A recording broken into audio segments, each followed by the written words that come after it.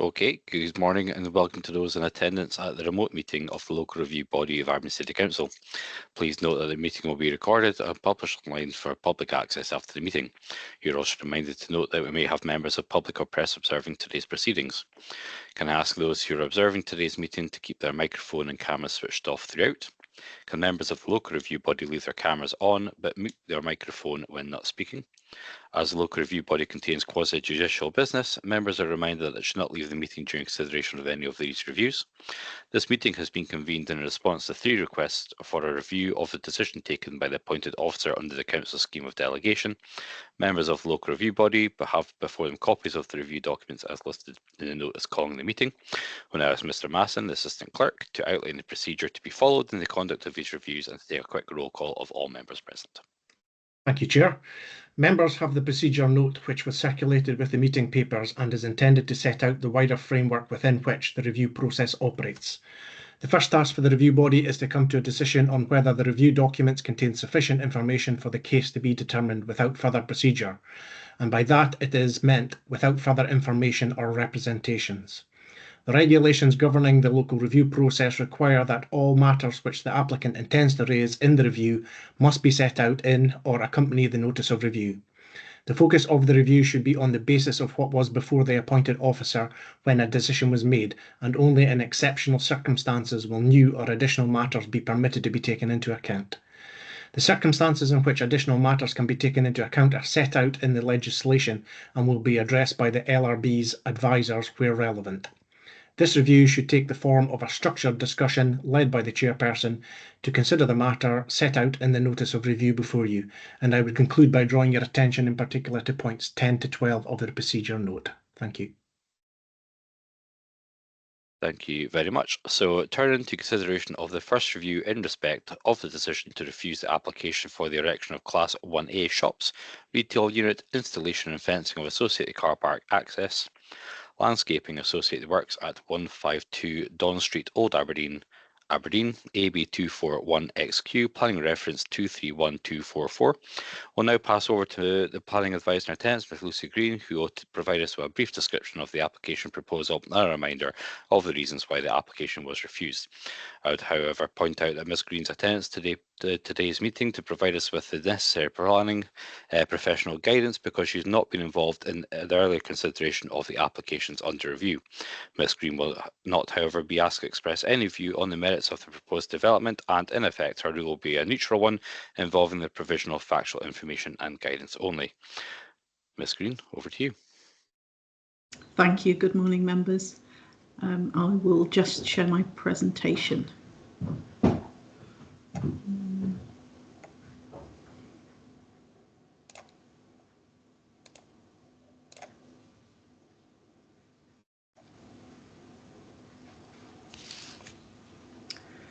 Okay, this is a request for review against an application refused under delegated powers, and the review was submitted with all the necessary information within the time limit of 3 months following the decision of the appointed officer.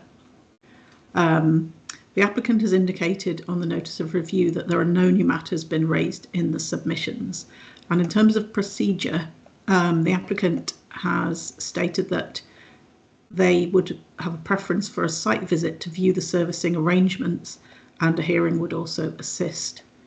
So I'll continue to provide some background to the case before handing back to the convener for members to decide how to proceed. So this is the site location plan on the corner of King Street and Don Street, and it's 1/2 hectare in size. Existing building was used by the Territorial Army and also as a COVID test centre in the past. It's now vacant.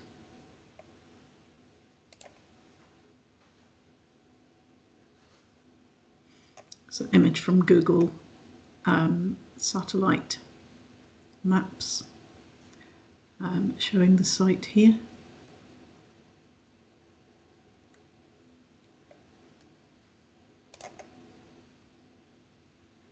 And then a 3D image of the site. Just to note, existing trees along the west elevation, at the south end of the site and just in the corner here.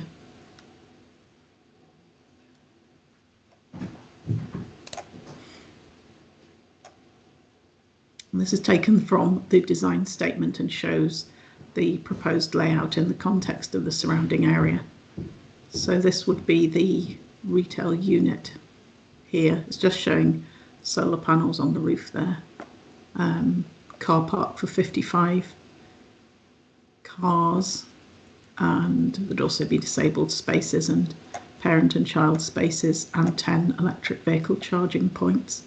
Access taken from Don Street here, and this is the servicing area.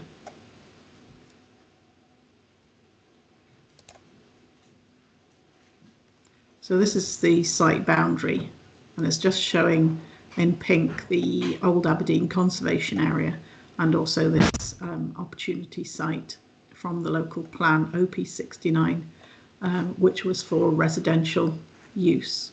It's identified for residential use in the local plan. The dashed line is Core Path along the road to the north there, and the next slide will just show the layer underneath there, which is the residential zoning in this colour. Green belt, which covers Seaton Park, and this is urban green space. So there are flats to the south and to the north, flats here within tower blocks, and then the yellow colour is mixed use, and the purple community facilities. And there's also green space network you can see in this dotted effect.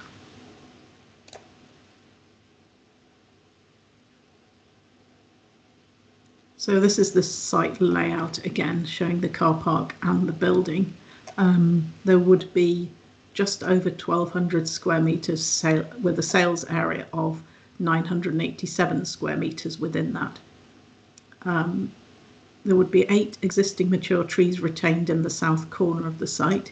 5 trees along the west side would be removed in this area where the junction would go. 4 of them for the access and 1 for health reasons, but these other trees would remain in the corner and at the south end. The building is set just over 8 metres from the northern boundary, and as well as the 55 car parking spaces, there's a covered bike store as well.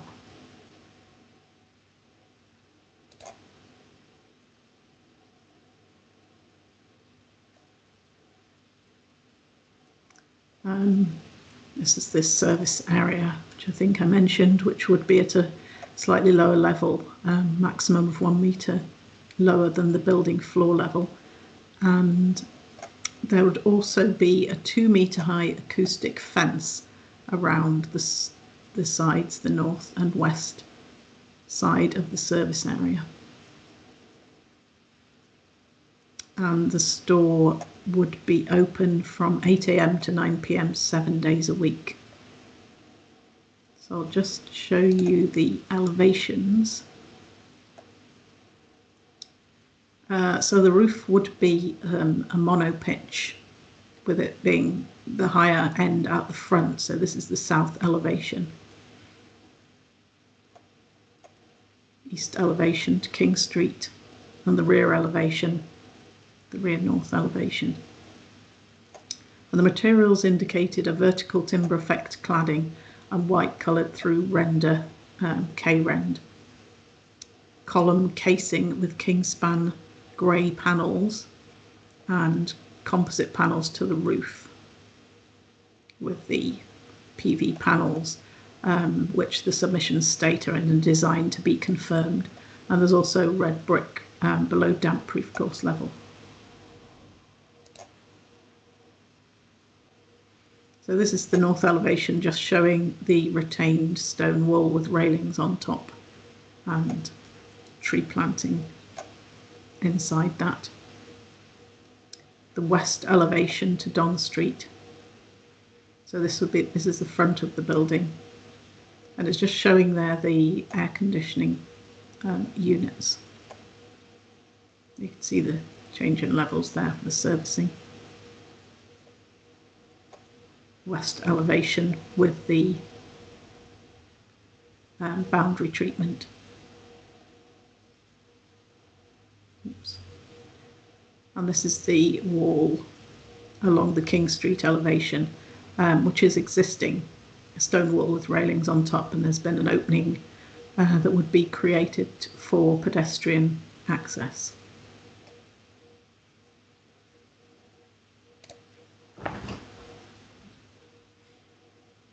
And then the floor plan showing the goods area at the back and then retail area.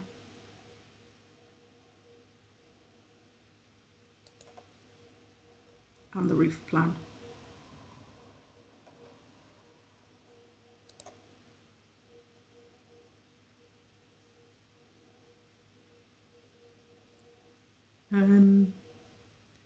Yeah, this is showing this writing that you probably can't read, showing the new pedestrian access from King Street through the wall.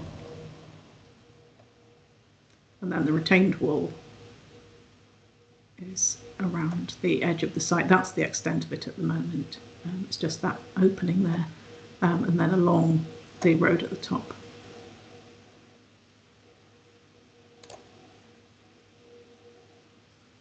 So turning to the reason for refusal. This relates to access for servicing and servicing vehicles. So the reason is that it's not been demonstrated that the proposed vehicular access and service access arrangements are acceptable, resulting in an objection by the Roads Development Management team. The information submitted shows that there would be potential conflicts with the proposed vehicle access for cars, for the service vehicles and the pedestrian crossing, with significant concerns relating to HGV movements, which would be required to use reversing movements to manoeuvre into the surface area. And it's anticipated that these would result in obstructions to customers' movements, as well as impacting the flow of vehicles on Don Street itself, as vehicles wishing to enter the site would need to stop and wait on Don Street. So that's assuming servicing's taking place during the opening hours of the store, that there would be a conflict with vehicles accessing the store and the service vehicles. So just going back to the reason.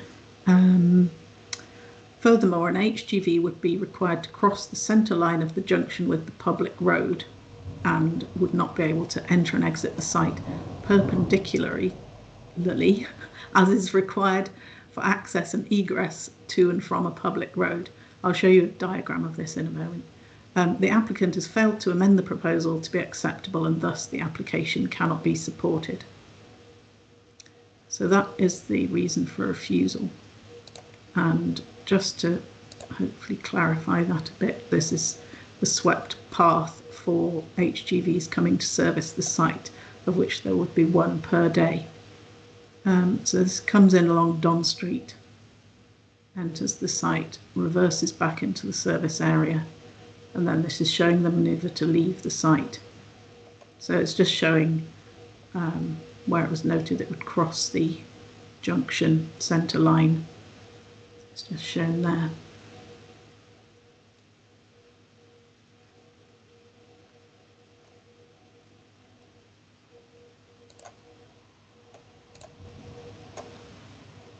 So for the applicant's case, there's been submitted a legal opinion stating that a condition controlling hours of deliveries would meet the tests in the circular relating to conditions and would be enforceable and reasonable.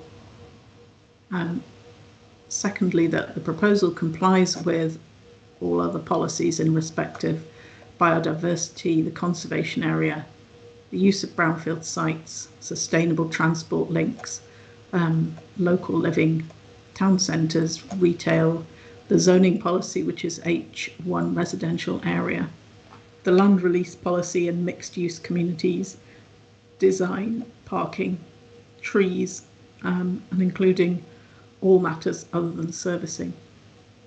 And finally, servicing vehicles would cross the pavement on Don Street only in forward gear with good visibility, with reversing only within the car park itself, and that this approach is common in Aberdeen where there's no, the situation where there's no separate access for servicing to similar types of uses.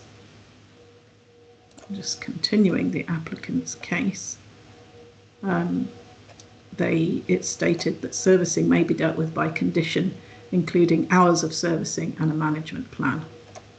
And the condition is suggested to be that prior to the occupation of the premises, hereby approved a delivery management plan describing matters to include frequency of deliveries, hours of servicing and safety measures to be adopted on site shall be submitted to and approved in writing by the planning authority.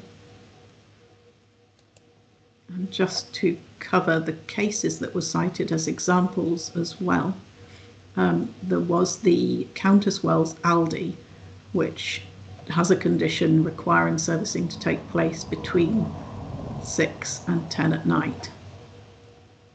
Then the King Street site has a condition also requiring servicing but between 7 in the morning and 7 at night, different hours on a Sunday. There was a decision in Port Glasgow used as an example of servicing being required to take place outside the hours of opening of the drive-through. There's a Lidl on Wellington Road which was approved involving a reversing manoeuvre for servicing vehicles within the car park. Broomhill Road appeal, which was a shop of 334 square metres. There was a condition requiring a delivery management plan, which was for the vehicle types to be used. And then there was an appeal in Edinburgh, which related to deliveries to a Sainsbury, and it allowed deliveries between the hours 7 till 9 and 10 till 4 on Sunday. So, which shows that it's reasonable to condition a management plan because a reporter did it in that case. And those hours of opening were controlled because of amenity, residential amenity.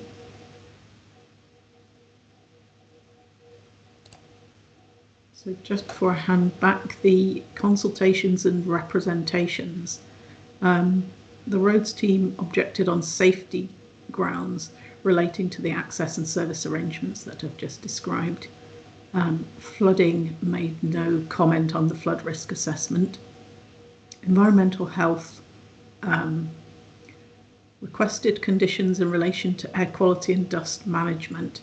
They requested a noise impact assessment, which was submitted, and environmental health then stated there shouldn't be deliveries outside the hours of 7 till 7. That's from the amenity point of view, and 10 till 4 on a Sunday. The contaminated land team stated that contamination was not a significant risk on the site. The waste team had no objection and general comments about storage requirements.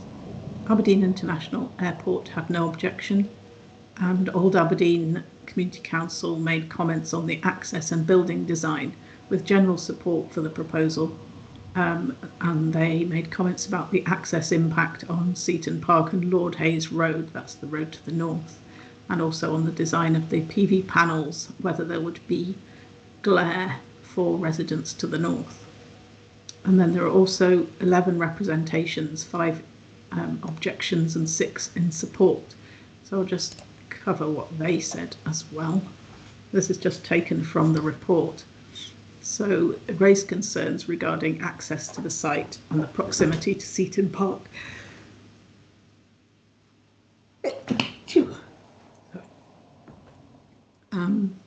Concerns regarding issues and queuing at the signal control junction of Don Street and King Street, questioned whether the main customer flow would be pedestrian as it's a major retailer. They stated that minimising traffic disruption on King Street is essential given that the additional traffic from this store could exacerbate traffic congestion. Stated, as there's already a supermarket in the area, is there a retail deficit, which was what the retail study found that was submitted with the application. They were concerned about noise pollution from plant and delivery vehicles, light pollution from external lighting, litter and waste disposal, whether there would be antisocial behaviour. Other health and safety grounds were raised, and existing vacant buildings along King Street could be utilised was another comment. And finally, the elevation to Lord Hayes Road, that's the rear elevation, is not appropriate. And then in support of the application, it was stated that it's an asset to the community, it's accessible for those with no car, it's a good location with good parking provision, reduces the need for the local community to travel, uses a vacant building, which it doesn't. It supports development of a brownfield site. There are benefits for the area, employment locally. Most of the trees would be retained, which is a benefit, and that there is the provision of electric vehicle charging points. So at that point, I will hand back to you, convener, and the applicant has expressed the view that there should be a site visit and or a hearing. So I'll hand back to members to decide how to proceed. Thank you very much. Oh, I've got a bit of feedback. So we now need to consider whether we have sufficient information in front of us today to take a decision on the application. Members, reminder, if you do not feel that you have enough information to proceed, we can request further written information, hearings to be arranged, or a site visit to be undertaken. At the moment, with information that Ms Green's provided and with the additional documentation that we have on the intranet and mod.gov, I am happy to proceed, but we'll quickly go around the room and see how everyone else is feeling. Councillor Lawrence. Yes, I'm happy to proceed. Thank you. Councillor Alphonse. Happy to proceed. Thank you. Councillor MacDonald. Agreed. Thank you. Councillor Thacker. Yeah, agreed. Thank you very much. So as members feel they have sufficient information, we'll now pass back to Ms Green, who will take us through the relevant policies and considerations for this review. Ms Green. Thank you. Okay, I've shared my slides again. There are quite a lot of policies quoted in the report, so I was going to go over them fairly quickly because the reason for refusal relates to the single point about access for servicing, but I can come back to these if you have any questions. So policies from NPF 4, obviously policies 1 and 2 are relevant to all applications, with significant weight being given to climate and nature crises. Policy 3 on biodiversity, all proposals should contribute to biodiversity. The policy 6 on trees seeks the retention of trees.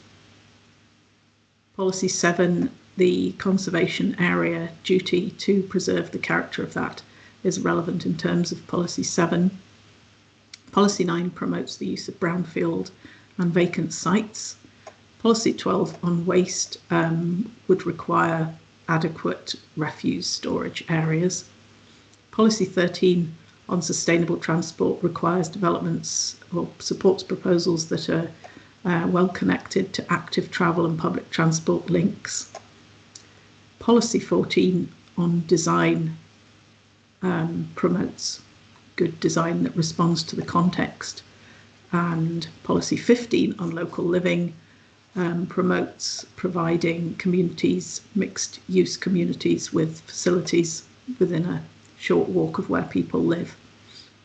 Policy 22 on flood risk, there was a flood risk assessment submitted with the application because of surface water flooding, so that's relevant to that. Health and safety was relevant in terms of noise, and there was a noise impact assessment submitted. Policies 27 and 28 are relevant as they direct retail in the first instance to town centres, and there was a retail study submitted which was referenced in the submissions.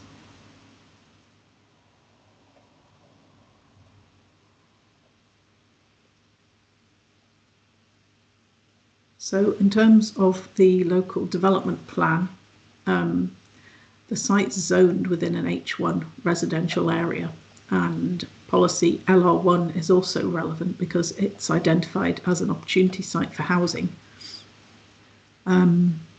There's policy WB3 on noise, and there's noise impact assessment submitted. Policy NE2 looks at provision of open space on the site. In respect of NE3, there was a BAT survey submitted, and that policy, together with the biodiversity policy, would be relevant in terms of nature and wildlife on the site.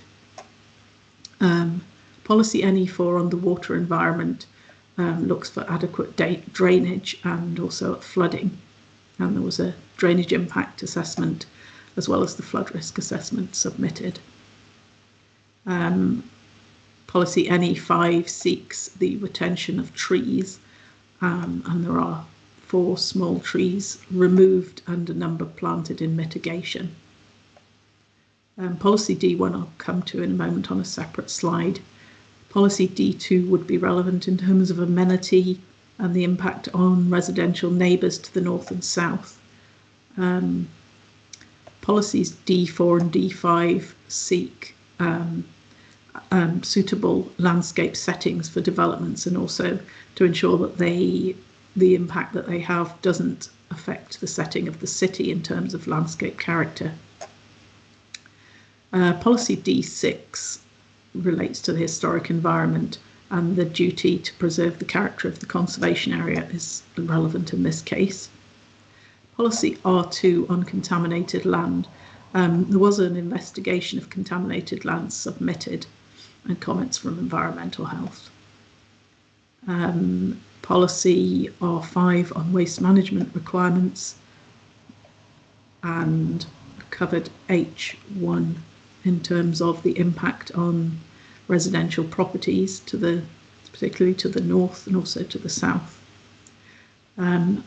Policies VC3 and 9 cover similar issues in terms of directing retail uses in the first instance to town centres. Policy I1 requires suitable infrastructure to be provided with developments, and T2 and T3 seek active travel and public transport links and adequate parking for developments. And then B3 seeks ensuring that there are no safety issues in terms of the airport and Pawini's radar. And there were also a number of Aberdeen planning guidance notes which support the policy areas on certain topics noted in the report. So just a reminder of the design policy, where all developments must ensure high standards of design with a strong and distinctive sense of place. And then in terms of the NPF4 policy, there's the 6 values, and distinctive in particular, supporting attention to detail of local architectural styles, designing for scale, built form and sense of place, as it's a conservation area.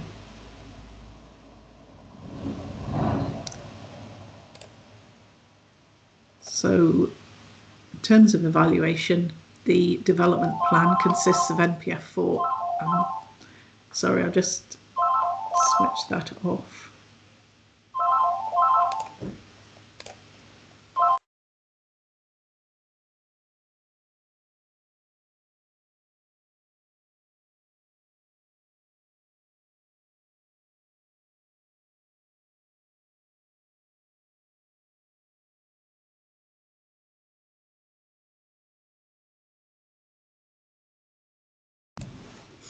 Sorry about that. Right. Just get the presentation back up.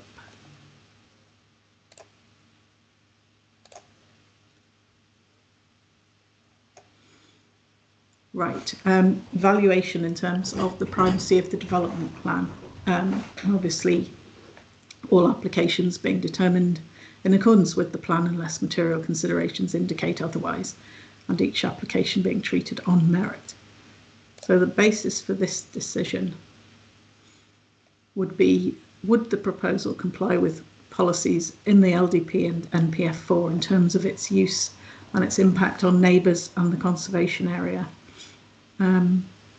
Could the road safety issue in respect of servicing be adequately dealt with by a condition? And so overall, does the proposal comply with the development plan as a whole, or are there material considerations indicating otherwise? And I'm happy to answer any questions. Thank you very much. Just an initial question from myself in terms of the Sainsbury's in Edinburgh. Can you go into a little bit further detail regarding the appeal to that one, if possible? Yes, let me just...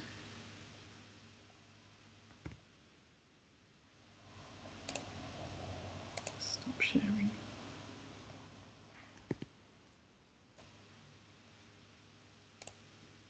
Just remind myself which one that was.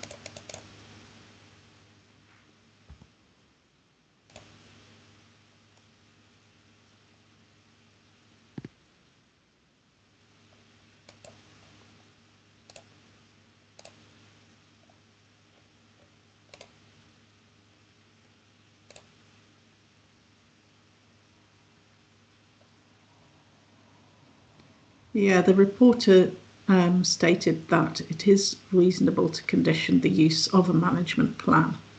And the management plan was envisaged that it would control the times of deliveries. And that was because of the impact on amenity of neighbours. So I can pull up the actual decision on it.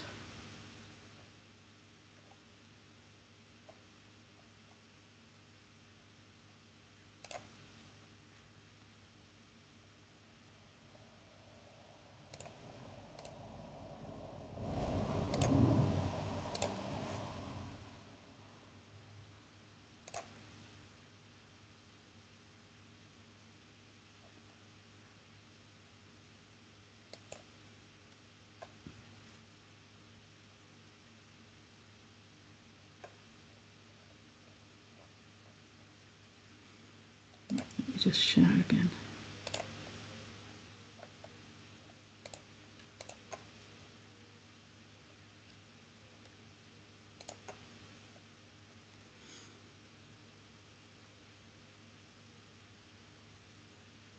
So yeah, the council hadn't given weight to a proposed management plan, whereas the reporter's view was that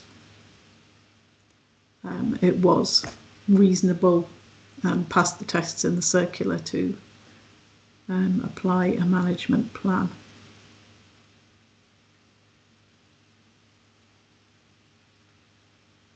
That's great. Thank you very much. Councillor MacDonald. Just on that particular case, through you, convener,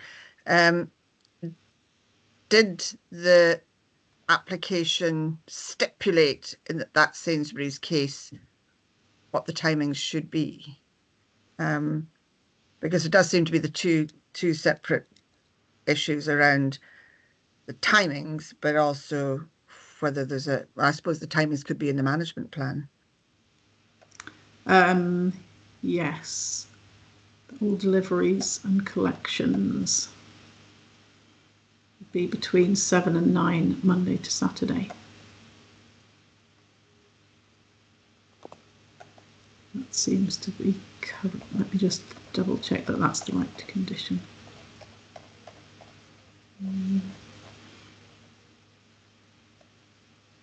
Yeah, they haven't highlighted any others.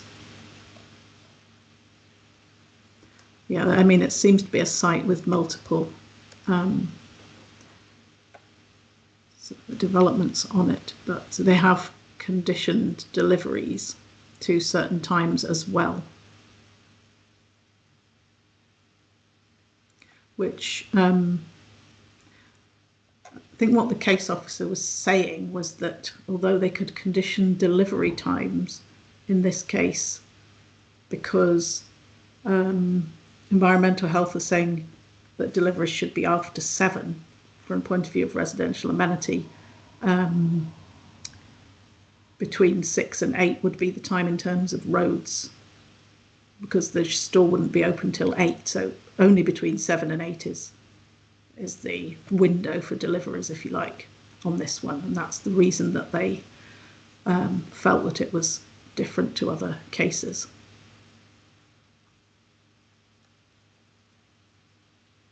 Thank you much. Councillor Alphonse. Thank you, convener. Just a quick point. I was quite disappointed we didn't have up-to-date photographs of the site as it sits today. It's in a derelict, awful condition. There's been a fire, it's boarded up, and it's now covered in graffiti. It looks absolutely awful in the conservation area. I don't know also if you're aware that when Lidl's got planning permission, they had to put on a slate roof because it was in the conservation area, and the Lidl's is as King Street is the only one in Aberdeen that has a slate roof. I think that was probably conditions from the past, I'm unsure. But yeah, it's in a pretty sad condition at the moment. That's fine, thank you.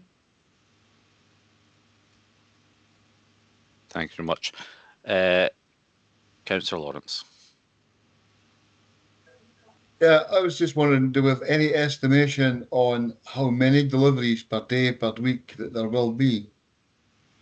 They state 1 by HGV and 1 by a fixed rigid vehicle for bread. So those two, once a day for each of those vehicles.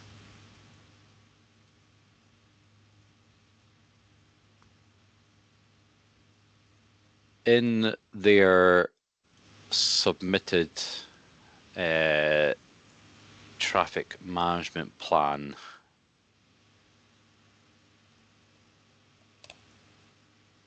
which they have put forward there, I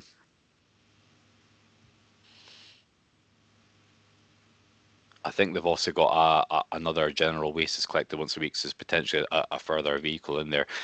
Would it be appropriate to condition, if we're going down this way in terms of they state in there requiring marshalling on site and things like that, would that be something that we're able to condition, or would that be in the wider conditioning of the traffic management plan that would need to be submitted to ourselves? Yeah, I think we would expect to see that in the management plan, sorry. Yeah, I mean, it's a bit more difficult to enforce whether they have marshals out, but it could be in the management plan that they state a number of measures, including that. Okay, thank you. Any further questions from members? Councillor MacDonald. I don't disagree with the comments around the state of the site at the moment. I just wondered, is there any weighting given to where a site is in the conservation plan in terms of it being quite near the boundary, or rather than in the because sometimes these boundaries are drawn not randomly, but they do encompass things that are perhaps not as conservation minded as everything. Does that come into consideration? Yes, I mean the merits of that particular part of the conservation area, and if it sits on the boundary, as you say, that would be taken into account when it was considered. I mean that the case officer was satisfied in terms of the impact on the conservation area in this particular case. And just to get clear in my head, given that the local development plan did have OP69 down as residential use rather than retail use, how much of a deviation is that from the plan? Would that cause any particular issues? I mean, it was considered in this case, and there had been an application for a proposal application notice in the past. I think it was 2004, which never went any further. And also whether a retail use is appropriate within the residential area, because obviously it wouldn't just be, you would have a residential area that covered local shops as well. So, so that would be a relevant consideration in terms of the policy. Yeah, I'm just trying to think back to when the local development plan, which was formulated, and the discussions that went on around that, and I could see why that particular opportunity site would be deemed to be better for housing, to give a flow of place in that area. I mean, I do note that the applicants are saying that there is a retail deficit in the area, but I don't know how much weight is then put on that piece of the jigsaw. Yeah, I mean, it is a relevant consideration that it could be used for housing. It's obviously been in the plan for some time and hasn't come forward for housing. It would be part of that consideration. Thank you. My other question was around the pedestrian crossing onto King Street, or the opening that's in the site to go onto King Street, and I just had a concern about the safety aspect around that, and I didn't see that the roads department had made any concern about that particular, people just coming out there and then trying to cross King Street at that point. I mean, there is I couldn't remember where it would be compared to the existing lights and the bus stop and so on across the road. Yes, no, they hadn't made any comment about it. I'm just having a look at King Street. There doesn't on Google Maps. There doesn't seem to be any crossing at that point. There's the lights at the south end of the site. But yes, it wasn't commented on by roads. Because I think it would be good not just to have an open gate or just an open space straight onto the pavement on King Street was what I thought when I looked at the plan. I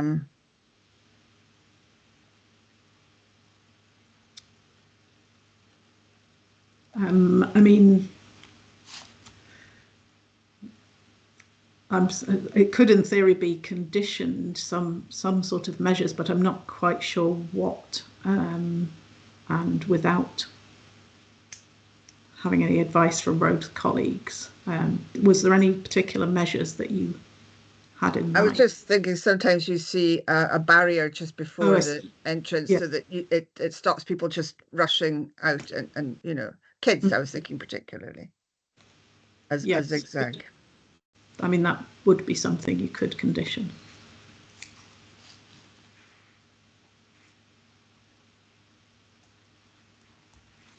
Councillor McDonald, would that be some sort of pedestrian sort of barrier on the pavement itself as they come out of that entrance, sort of similar you see around about school gates and things like that? Would that be right?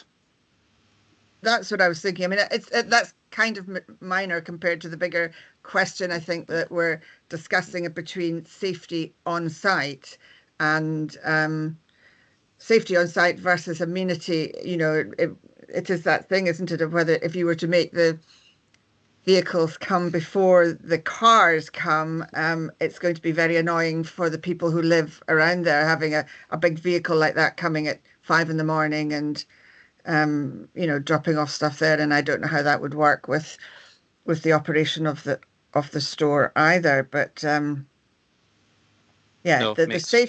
safety on site is a concern, I think, at the moment, as things stand. And I was surprised that I guess, just as a question, that didn't come from that wasn't sorted out by the applicant, I guess, in terms of what I read about it just seemed to stall and then go forward as an application rather than getting particularly sorted. I mean, there does look as if there's space around that entrance to put something in place if that was the subject of a condition, as a barrier, as you say. But I haven't seen any mention in Road's comments of the crossing of the road there. Councillor Alphonse. Thank you, convener. There actually, I don't know how old that Google map is, but if you look at the bus stop, there actually is a crossing there. There's a pelican crossing there.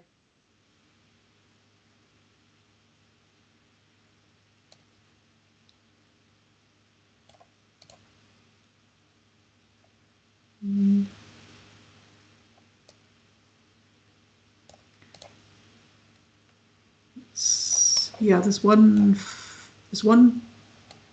That between, services the flats, I think. Yeah. The high-rise flats. Just to the south of. Yeah. Little. Yeah, there it is. That didn't show in that last. Yeah, and then we've got the actual lights there. Yeah. Yeah, and that's looking back down, so it would be around here. Yeah. And there's also a pedestrian phase in the lights at Don Street and King Street. Okay, right, the south end of the site. Yeah, there's a pedestrian crossing there too. Yeah. Yeah.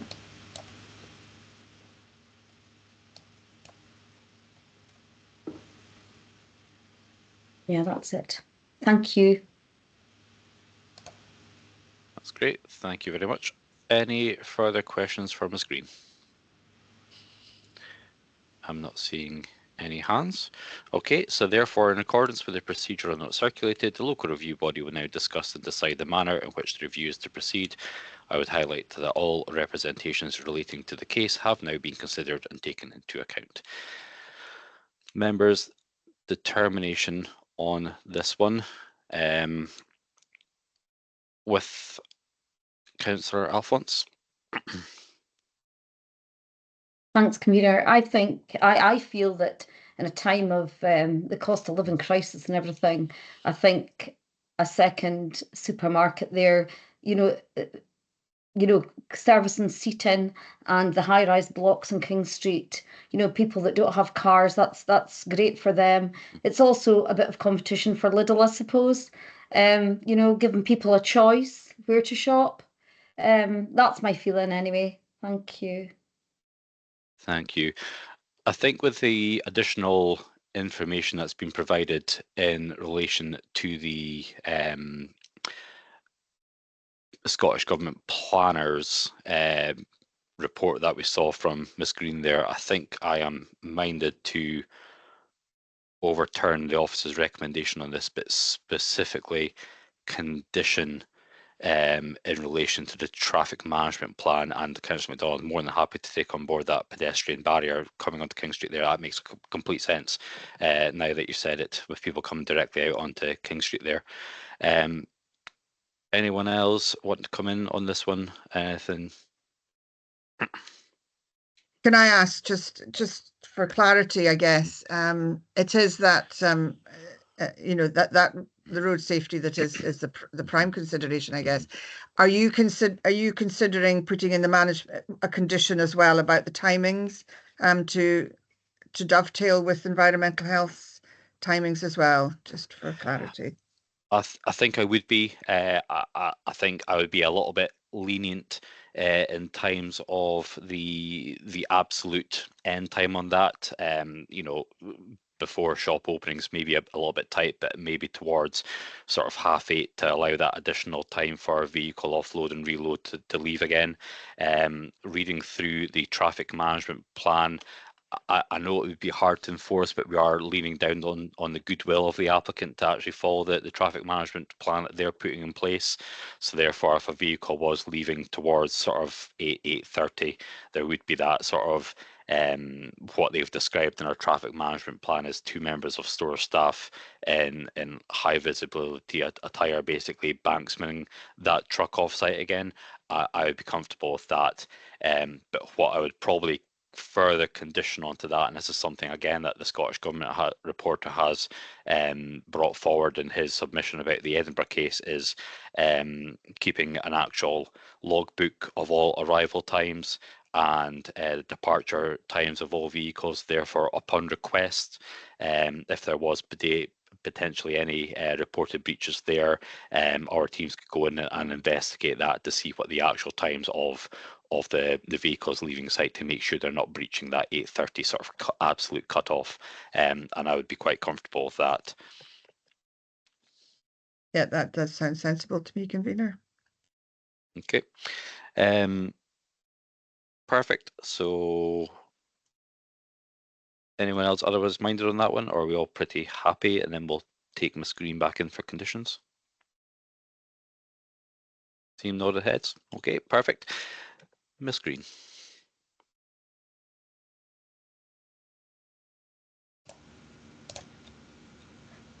Yes. Let me just find my list of suggested conditions.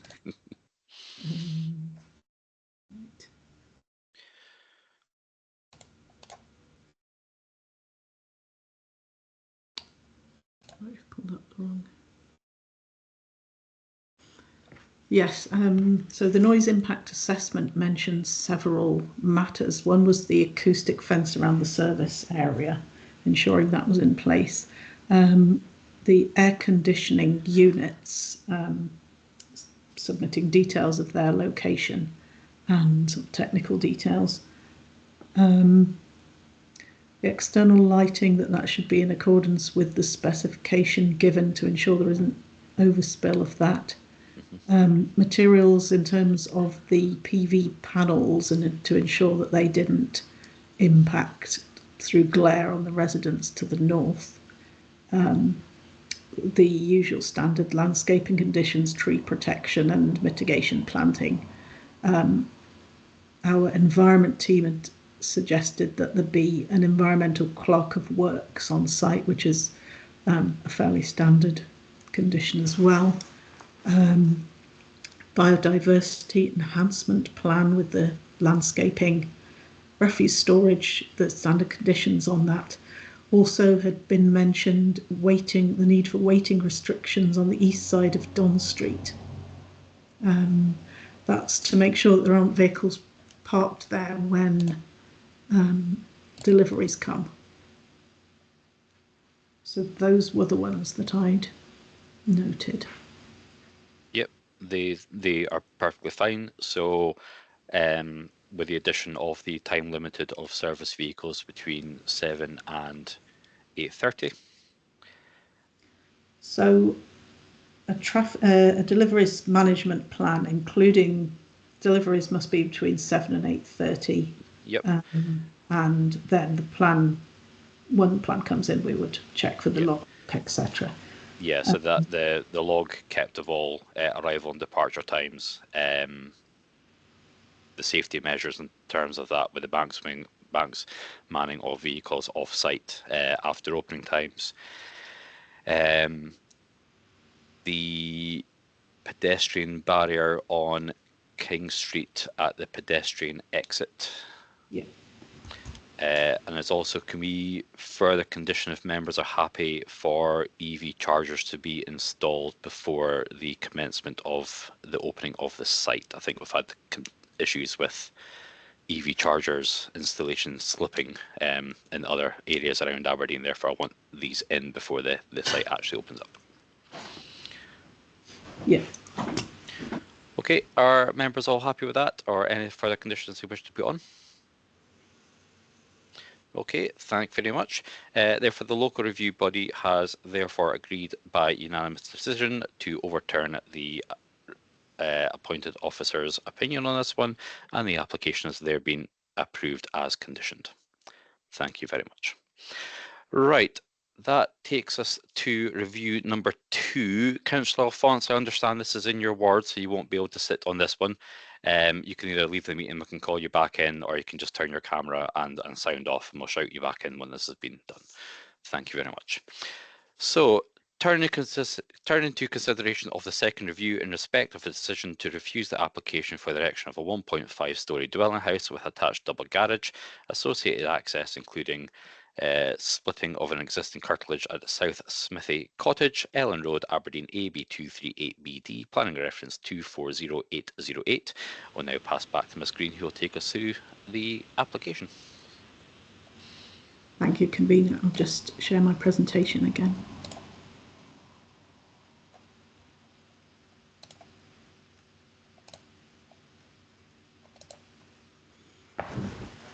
Okay, this is a request for review against application refused, and the review was submitted with all necessary information within the time limit of 3 months following the decision of the case officer, and the applicant indicated that there are no new matters raised within the submissions.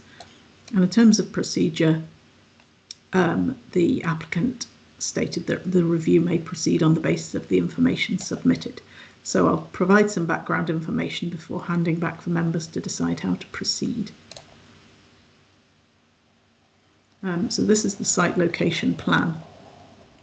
The existing South Smithy Cottage just here, and then the site is the southern part of the garden just here, and it's a proposal for a 1.5-storey house with a detached double garage, and it's 850 square metres in size.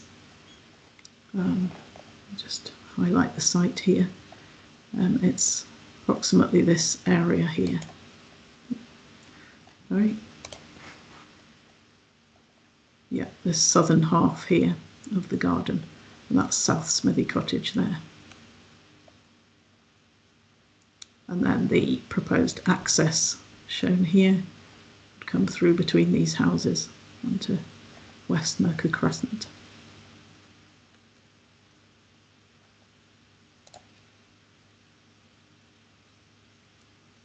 So this is the site plan.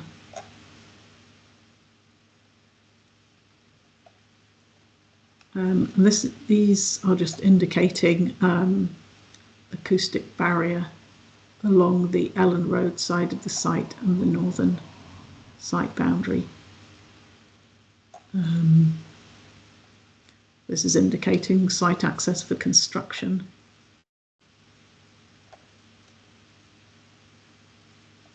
And the access road coming through here.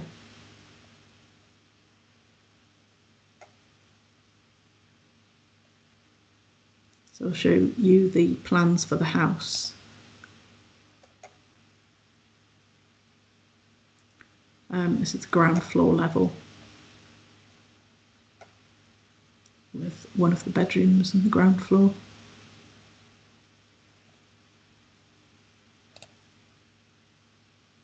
And then the upper level.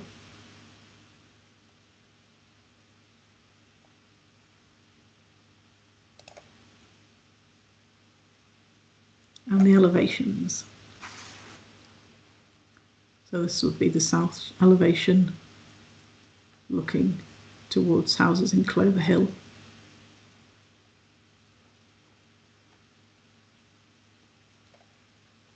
And the northern elevation looking towards the existing South Smithy Cottage.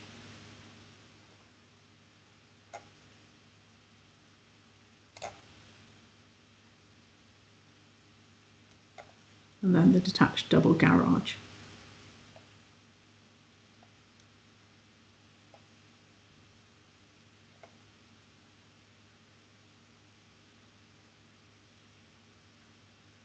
Let me just mention the materials for the house. I'll just go back to that. So the walls would be clad in render and vertical timber cladding, and the roof would be slated with the windows and doors in dark grey aluminium.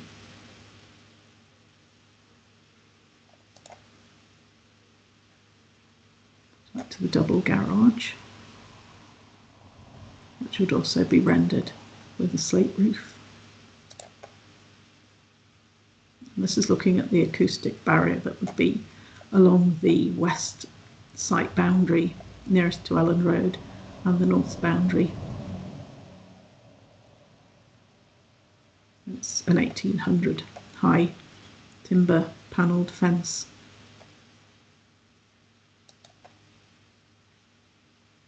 And these are some images from the submissions of the house. That's the south elevation. South elevation again. And then looking sort of north west.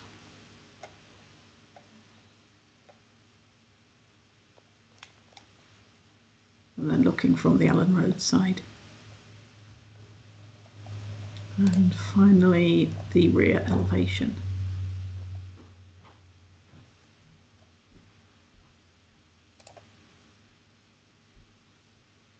And these show sections through the access road. So this one is showing the plots to either side, so that this house is on the west side of the access road, which comes up here. It's showing the depth of the burn, but the burn would be put into a culvert at that point.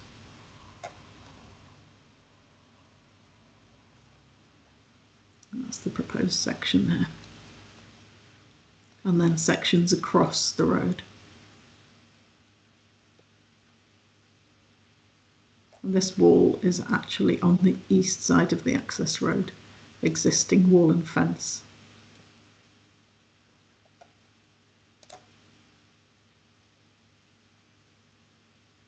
And this shows the impact on trees. So the dashed trees would be lost, whereas this would be retained. And then tree planting would take place at these points in the garden. And these are the feathered trees that they've noted here. A variety of local species along the boundary.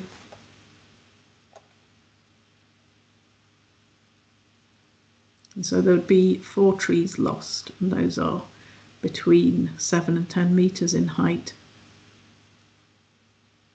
with mitigation planting proposed. Now this is an image taken from Google from Ellen Road of the existing South Smithy cottage.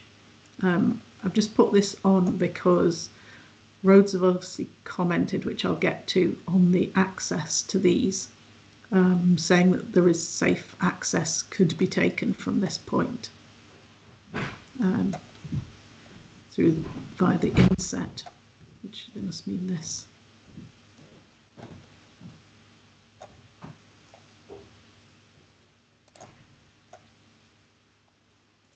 So reasons for refusal from the report of handling. Although the location, layout, siting and design are acceptable, the proposed access would result in the loss of open space for Clover Hill and is therefore contrary to Policy 20 Blue and Green Infrastructure in the NPF 4 and NE2 on Green and Blue Infrastructure in the Local Development Plan. And the second reason, it would result in the loss of tree on the southwestern boundary of the site and a convoluted road access, not designed to the satisfaction of the roads development management team and close to residential properties. So it's contrary to Policy 6 on trees, Policy 13 on sustainable transport, and Policy NE5 in the Local Development Plan on trees, and T2 on sustainable transport.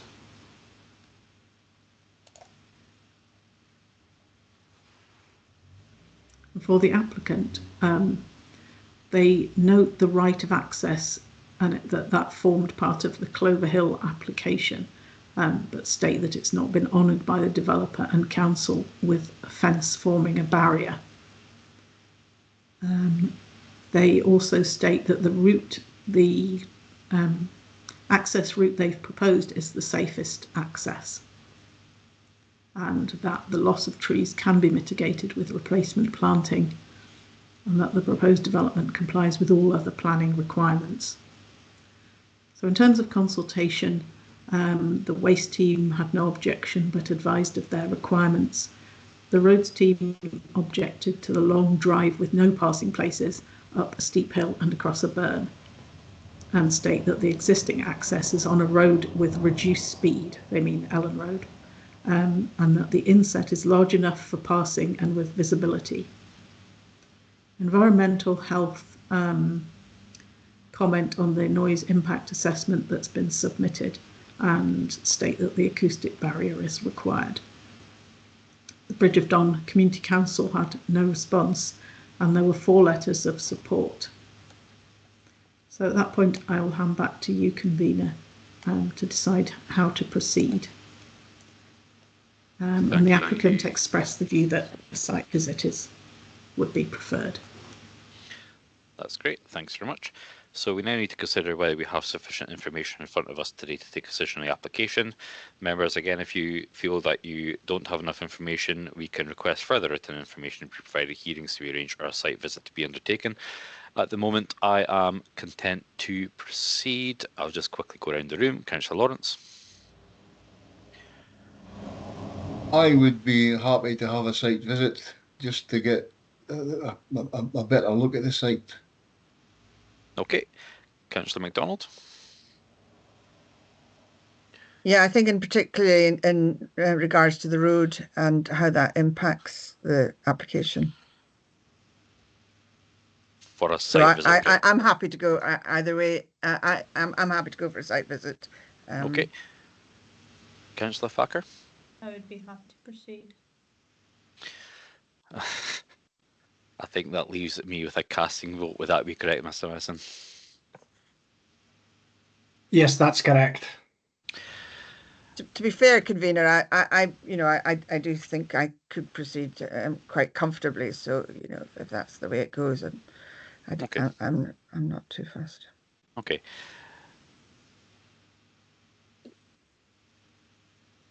Yeah, I think I'd be comfortable to proceed with the imaging that we've received from Ms. Green in terms of that, but I think things may come out in questioning further on when we go through the relevant policies.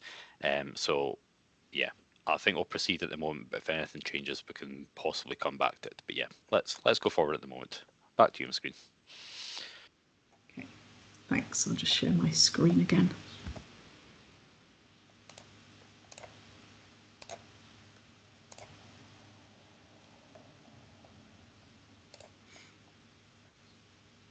Okay, so the relevant policies within NPF 4. I've just highlighted the ones that were used in the reason for refusal. Obviously, policies 1 and 2 are relevant to all decisions, with significant weight being given to the climate and nature crises and climate mitigation. And policy 6 seeks to retain trees and woodland. Policy 12 on waste requires adequate storage for waste. And policy 13 promotes developments that are accessible by active transport and public transport, and where they're designed to incorporate safety measures. Policy 14 promotes good design in context. Policy 16 promotes good quality homes with adequate residential amenity, and ensures that there's no impact on the amenity of neighbours. And policy 20, the relevant part of that is about open space for residential developments.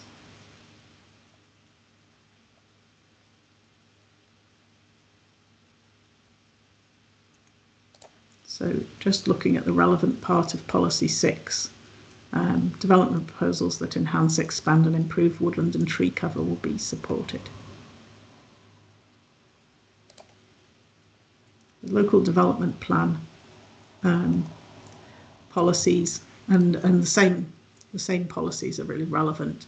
The green and blue infrastructure in terms of open space for the Clover Hill development. The relevant point is to do with the access going through that space to the south. And then again, trees and woodland, the 4 trees that would be removed, and mitigation planting. And in terms of transport, again, safety measures taken into account. So overall, the primacy of the development plan, with all applications being determined in accordance with the policies in the plan unless material considerations indicate otherwise.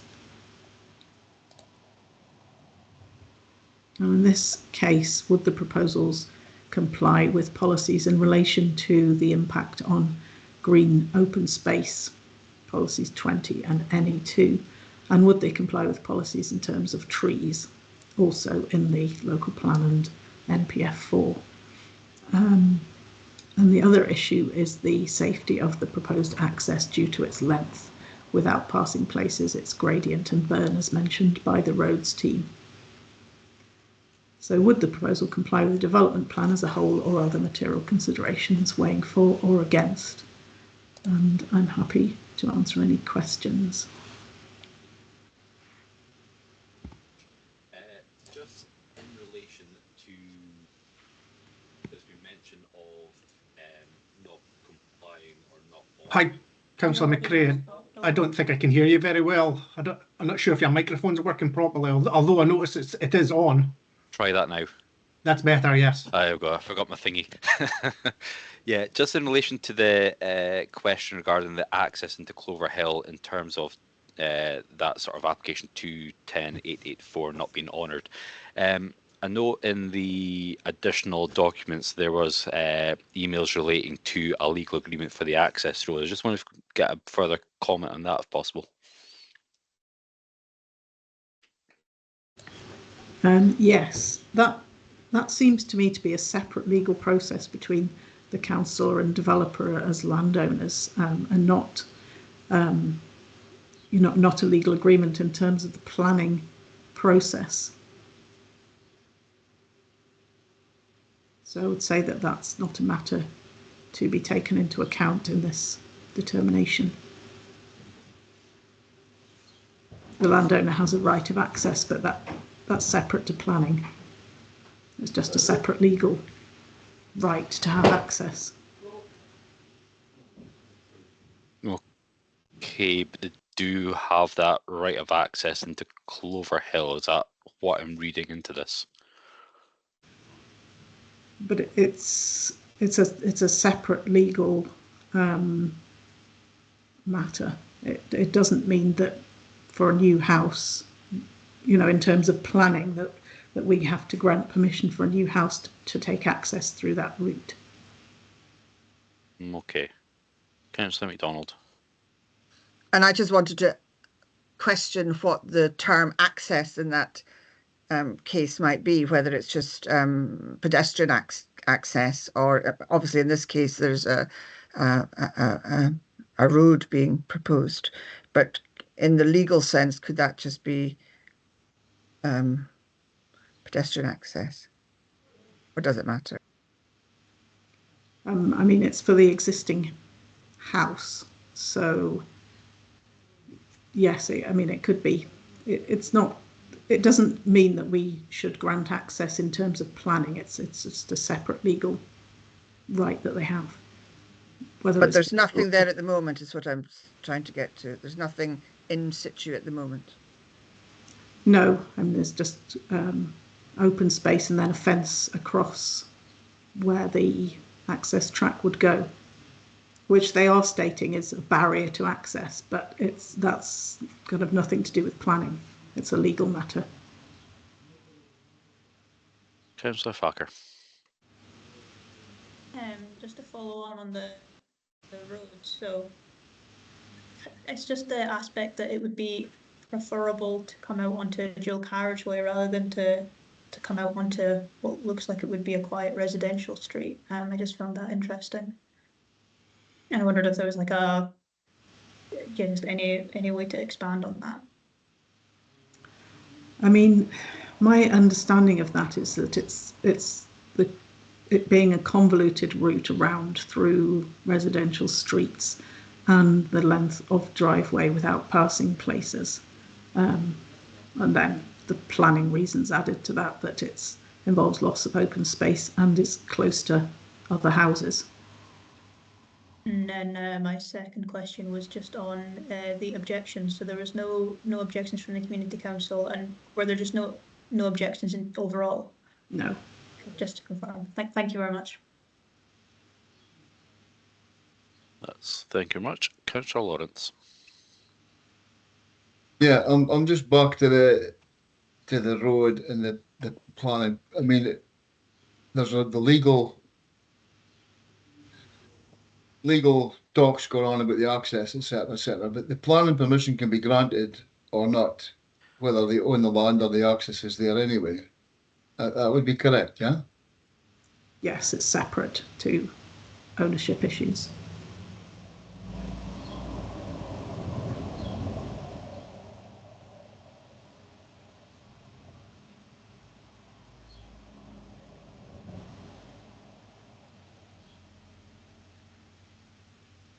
Councillor MacDonald.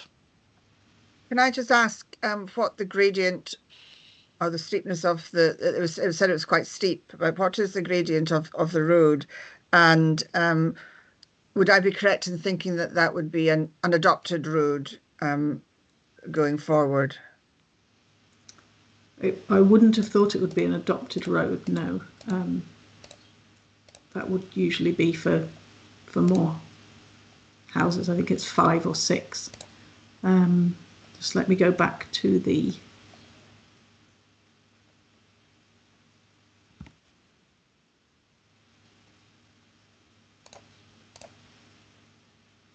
right. Okay, so it's 31 metres in length, and it's 28 metres by the garage. It's 30, so it's just over 2 metres between over that length. I don't think I've read what the actual gradient is anywhere, and my maths isn't good enough to work that out, I'm afraid.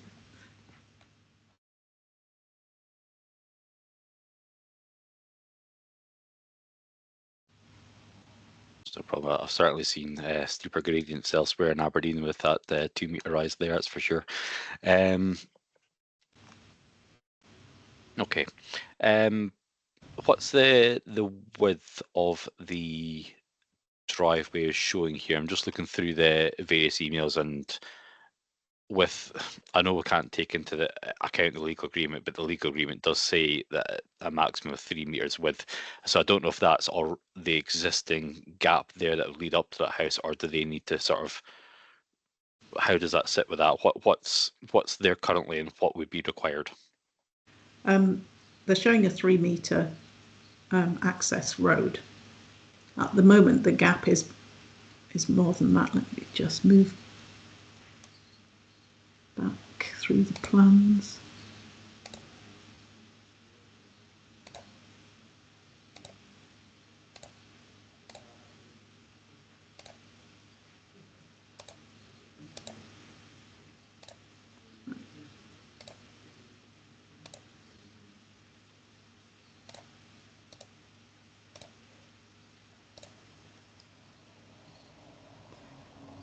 Yeah, so I mean at the moment it would be just open ground and then there's a fence here.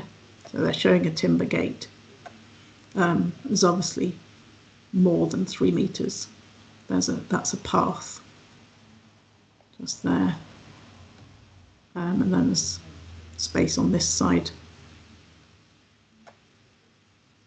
as well. And is that fenced from the access onto the road right the way up to the property, or is it fenced at the bottom and then a gate to the top? I'm just thinking of like enclosed spaces or any sort of height boundaries or anything like that that may block views from the properties?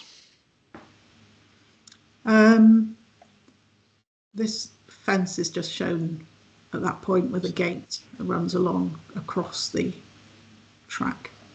Okay. So there aren't fences shown along the edge of the track. Okay.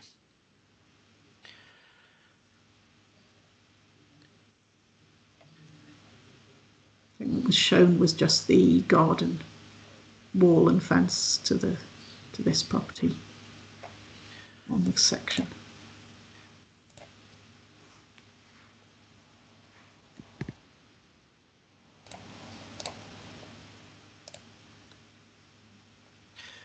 And if members are minded to overturn this one, would the applicant then need to go and sort of quantify that legal agreement that was then held with the council, or if it was held with the council as sort of the owner of that land before anything can take place? Because going by that emails, it seems to be that something was in place. I mean, it would be an entirely separate process, the same as anyone else would have to do land dealings before they implemented a planning application. Okay. Any other questions, members? Councillor MacDonald? I know that the planning officer was okay about the design and location of the site. I did have some concerns about the density of that particular site, given the ratio of garden to house, if you like, 4-bedroom house and so on, and the double garage. That didn't give any concern to the case officer, I take it? No, I mean, it looks as if the site coverage would be acceptable in terms of the sort of broad policy consideration of a third of the site as a sort of rule of thumb. Looks as if there's adequate garden space that would comply with the policies that we would normally apply. But I noted some of the garden space to the north of the property would be taken up with, I suppose you could still call it garden, with the replacement trees rather than completely open space. Yeah, I'll just put that on. It doesn't actually show the... Yeah, I think there were a couple of trees, one in the garden and one here. But that's... let me see, that's...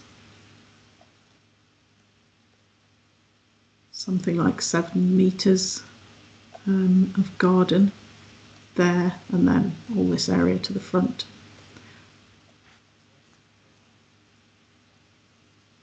I mean, it would... A plot coverage guideline of a third is something that we apply as a rule of thumb, so it would comply with that.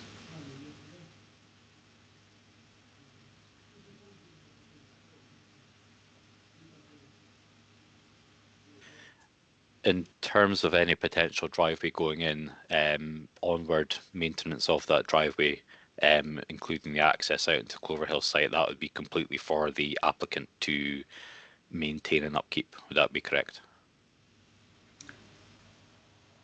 Yes. I mean, I wouldn't have thought it would be adopted, so yes, and it would only serve their house. Okay. Any further questions, members?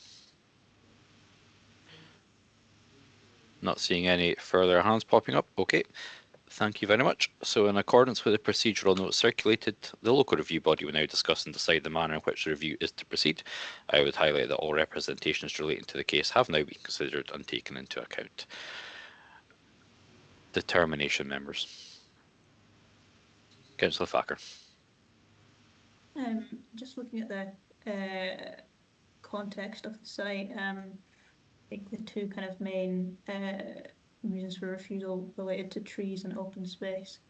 But if you look kind of to the north, the east and to the west. We ourselves were building more than 500 homes. And so in that context, the comparatively minor loss of trees and open space, it does seem to be a very, very minor one. And in terms of the trees, they're replanting native species. In terms of the open space, realistically, it's open space beside a dual carriageway. So other than this development, what use kind of would you foresee? And yeah, I think they're just very, very minor, and it looks like a very good, well-proportioned development. Is my contribution, really. Thank you very much. Anyone else wishing to enter? Councillor MacDonald. Yeah, convener, I would be minded to uphold the officer's decision to refuse this application on the basis of the policy 20 and also the perhaps a little to a lesser extent the trees, because there are good mitigation reasons for putting in other trees. But I am not convinced that this design and this layout and adding in this new road are what's required on this site, and it could have been looked at in a different way. Having read through everything, I would tend to uphold. Okay, Councillor Lawrence. Yeah, thanks. I'm having a hard time thinking how access onto a dual carriageway could be safer than the access that the applicants put forward. So I mean, there's the legality of the access road, but that isn't really down to us. And I would be looking to overturn the decision and allow the permission and leave it to the applicant to sort out the legal side of things. Thanks. Yeah, I would be probably minded to go with yourselves, Councillor Lawrence and Councillor Thacker. There seems to be that conversation that's happened beforehand in terms of the access in there that obviously we can't take into account, but kind of taking into account in the background there. I think this would be a safer route of access into this property, other than accessing directly onto the dual carriageway, although I understand displays and things like that are there to be correct, and Rose seemed relatively happy with that. But if we're there further enhancing the safety of vehicles entering and exiting that site, and I'm absolutely in agreement with Councillor Thacker in terms of the replanting of species into that area, so a replanting plan coming in with the driveway, but obviously subject to the legalities and the land ownership that would need to follow with this before any building could take place. So I would be relatively comfortable with that and minded to overturn. Ms. Green, any further conditions onto this one? That the noise barrier is implemented, and then the usual conditions about tree protection and replacement planting, as you mentioned. Okay. Any further conditions that people wish to put onto this one?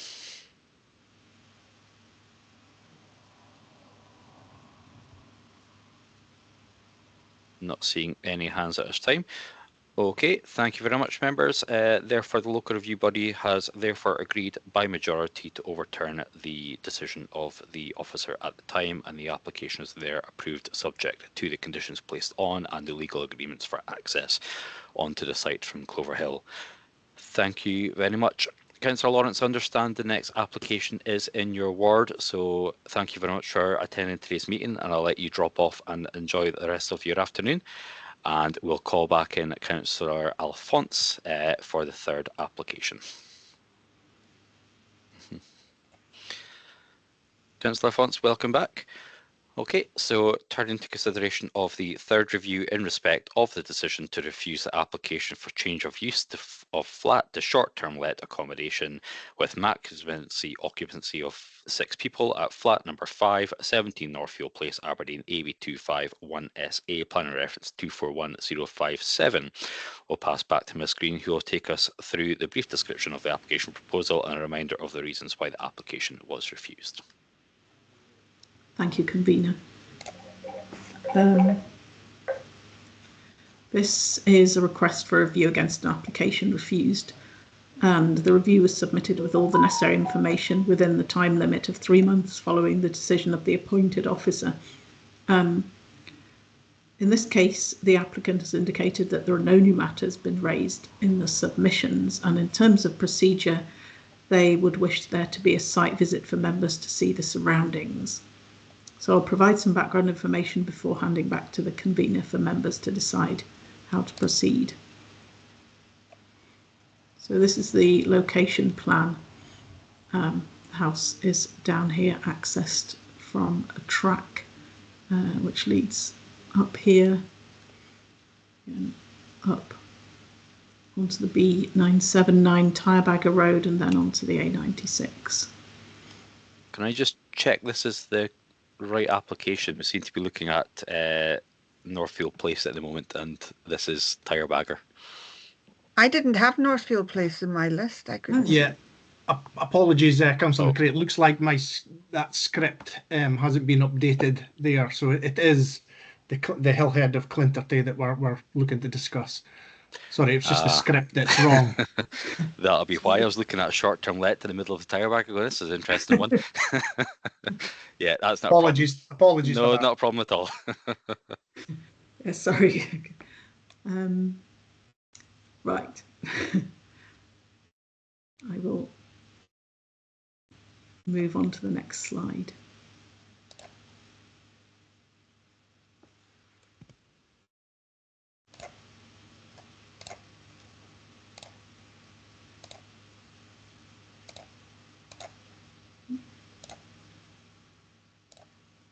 Let's just stop sharing for a moment.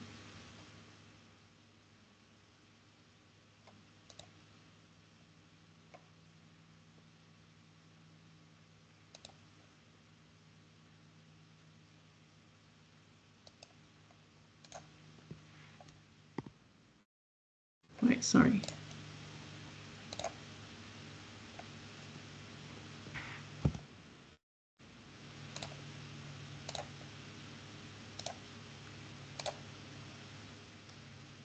Okay.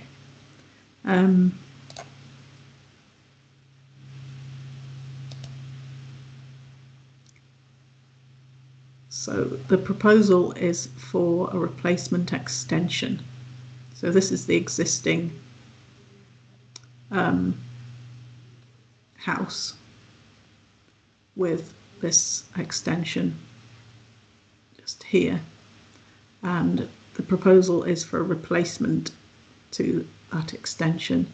It'd have to create a larger opening in the wall of the house. That's the original stone wall. And then the single-storey extension, which would extend 7.1 metres from the house and 6 metres wide. So the footprint, the report notes that the footprint of the existing extension is 15 metres squared and the proposed is 42 metres squared. So I'll just show you the elevations of the house. These are the existing elevations. So the north elevation, which is sort of opposite the access track coming into the site, and this is the side of the extension that would be replaced. South elevation, and you can see the other side of the extension that would be replaced, and then this is the east elevation with that extension. And so the proposed extension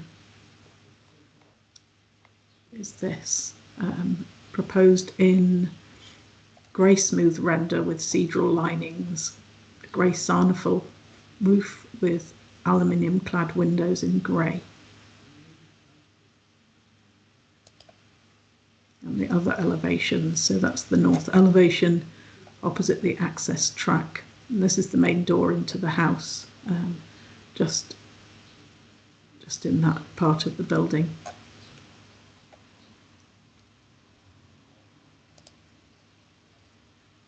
The south elevation.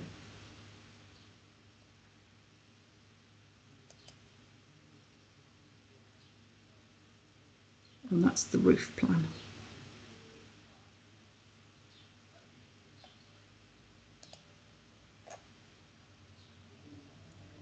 So in terms of reasons for refusal, these were that the combined impact of the proposed and existing extensions would nearly double the footprint of the traditional cottage, that the proposals would result in 2 of the original walls being wholly or partially obscured, and more than half of the eastern elevation, the ground floor level. The extensions would dominate and overwhelm the original cottage and fail to respect the character and appearance of the historic dwelling and the surrounding area, and that there'd be a negative visual impact on the character of the greenbelt, and the proposal would therefore be contrary to Policy 7, Historic Assets, Policy 8, Greenbelt, 14 on Design, 16 on Quality Homes, all in NPF4, and Policy NE1 on Greenbelt, D1 on Design, D6 on Historic Environment in the Local Development Plan.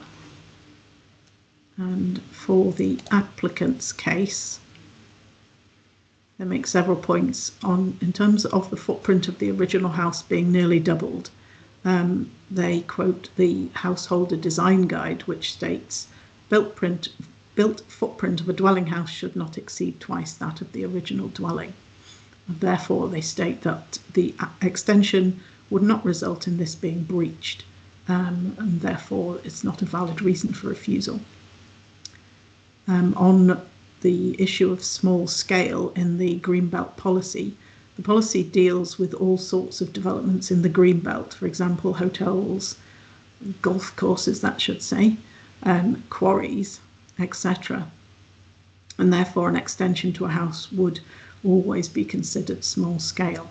And so they quote the policy which states that development is acceptable in the Greenbelt if it's associated with existing activities in the Greenbelt and is within the boundary of that activity, is small scale, does not significantly increase the intensity of the activity, and the proposed built construction is subordinate to what already exists, including extensions to existing dwellings.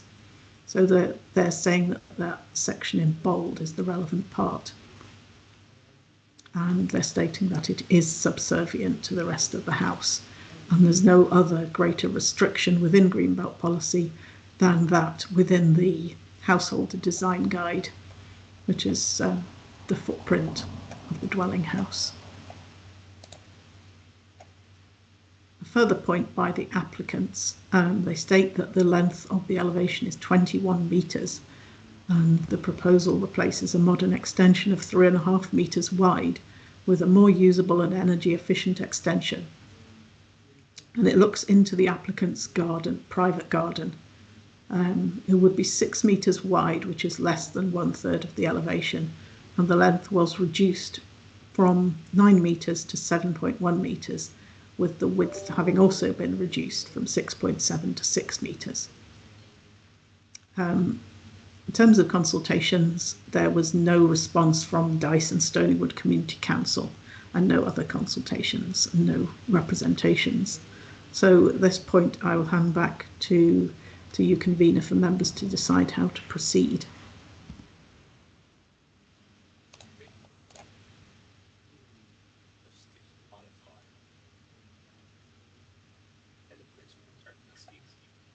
Oh, I can't hear you, convener. Bloody thing.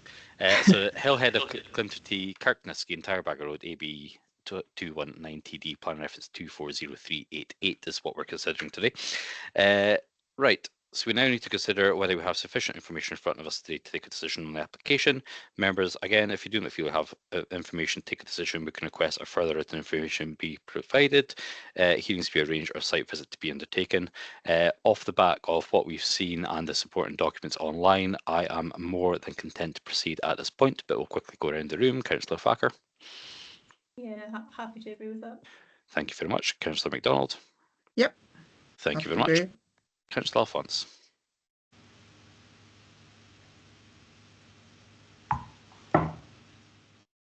Councillor Alphonse, are you there? Sorry, I pressed the leave button by mistake. Sorry. Yes, I'm content. That's great. Thank you very much. Therefore, members, we will proceed and we'll pass back to Ms. Green, who will take us through the relevant policies and considerations for this review.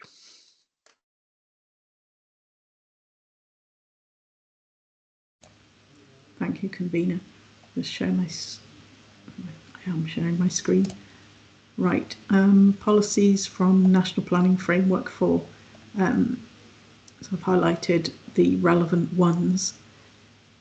Well, sorry, they're all relevant. I've highlighted the ones that were mentioned in the decision. So policies 1 and 2 on the climate crisis and mitigation are relevant to every application, including the relevance in terms of measures that help support climate adaptation being supported. So I have some separate slides on the highlighted policies, and other than policy 20, which is also relevant in terms of the surrounding green space network and the core path which comes through there. But one of the values of the green space network is in terms of its landscape character.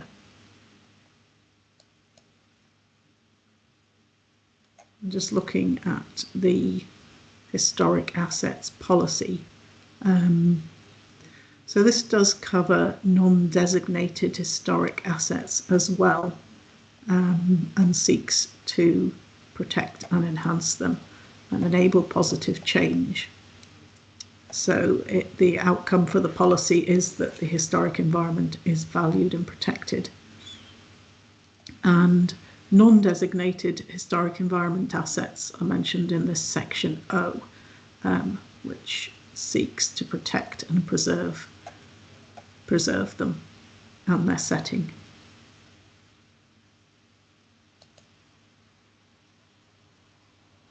In terms of Greenbelt policy,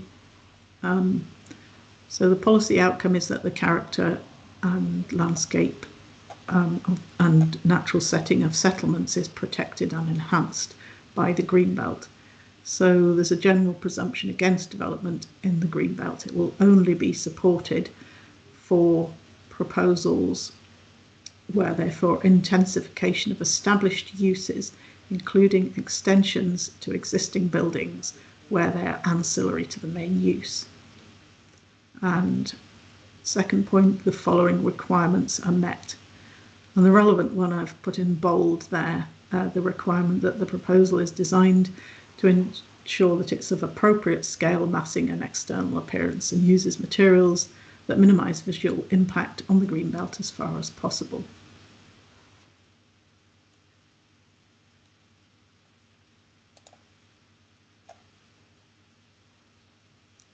And then design policy 14, which is similar to the design policy in the local development plan as well, with the 6 qualities of good design. So proposals will be designed to improve the quality of an area, whether it's urban or rural in location and regardless of scale. And they'll be supported where there are the 6 qualities. So I've just picked out particularly relevant parts, supporting attractive natural and built spaces, attention to detail of local architectural styles and natural landscapes, sustainability, and also adaptability, ensuring the long-term value of buildings, and also development proposals that are poorly designed, detrimental to the amenity of the surrounding area, or inconsistent with the 6 qualities of successful places will not be supported. Then policy 16 on quality homes. In terms of householder proposals, they'll be supported where they don't have a detrimental impact on the character or environmental quality of the home and the surrounding area in terms of size, design and materials. And there are no neighbours to have an impact on.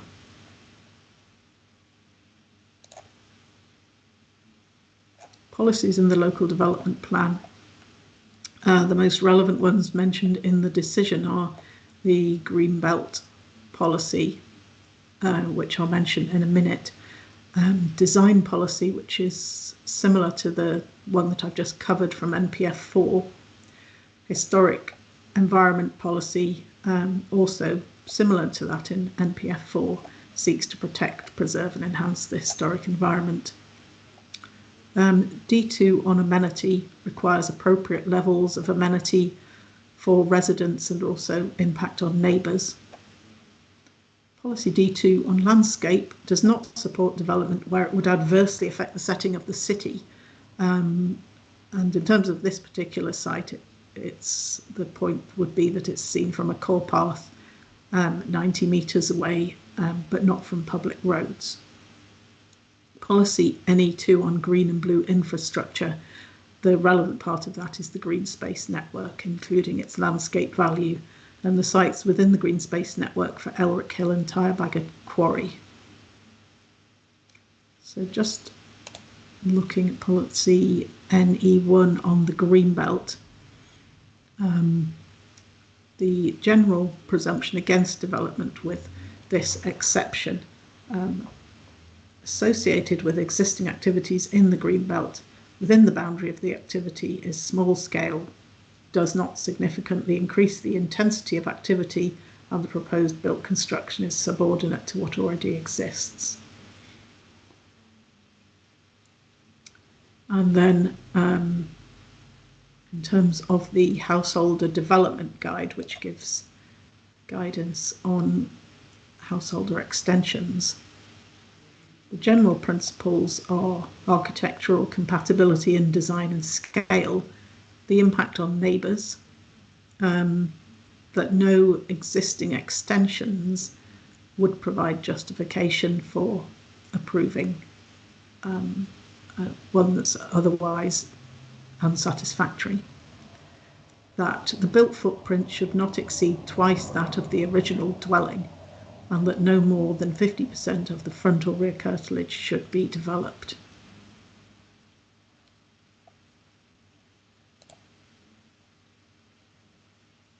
And then finally, just look at historic environment policy, which is similar to that in the NPF 4, and development must protect, preserve and enhance historic environment and its fabric.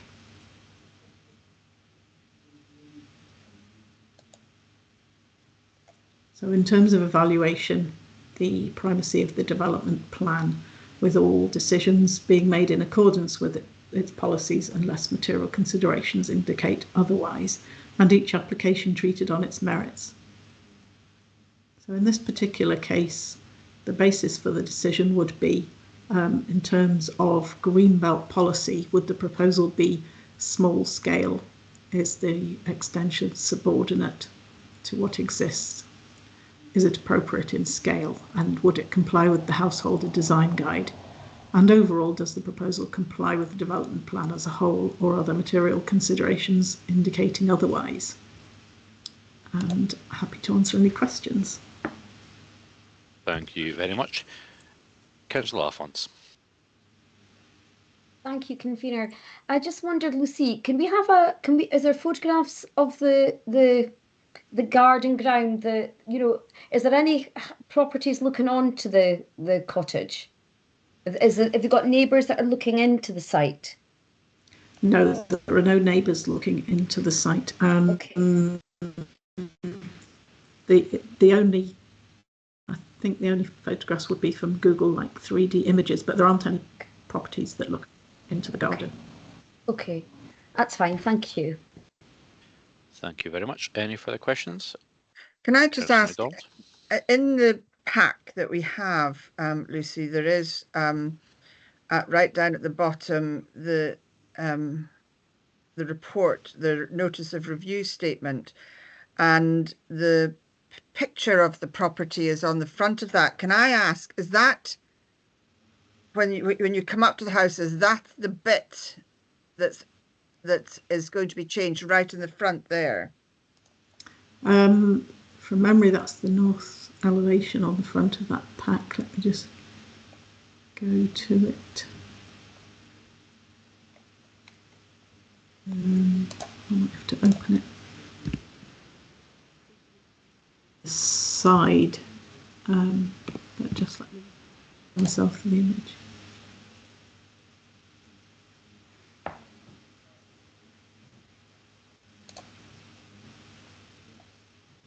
Is that the image on page 361 of the pack? 361, right.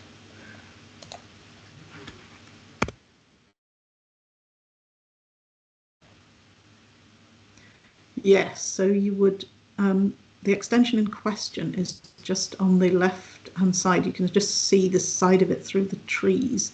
Although, to be honest, I'm not sure whether that's actually the gable you're seeing.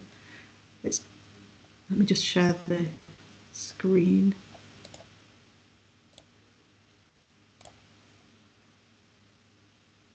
Yeah, so this is the north elevation, and the extensions, I think that's probably still the side of the gable, and the extension is just, you can just roughly see it through there. So, but that is the track just to this. Fine. I was just querying that the thing that's poking out at the front, that's not going to be the extension there. Yeah, where your cursor is now. No, that would remain as is. The extension is on that side of the building. That is pretty much blocked from view. I think there's a slightly better picture on page 369, which shows a little bit of the extension out the side.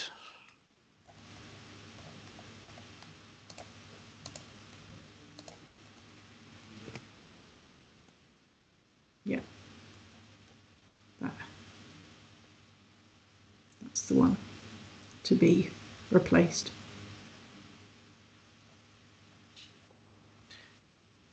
Any further questions, members? Not seeing any further hands at this time. Okay, that's great. So in accordance with the procedural note circulated, the local review body will now discuss and decide the manner in which the review is to proceed. I would highlight that all representations relating to this case have been considered and taken into account.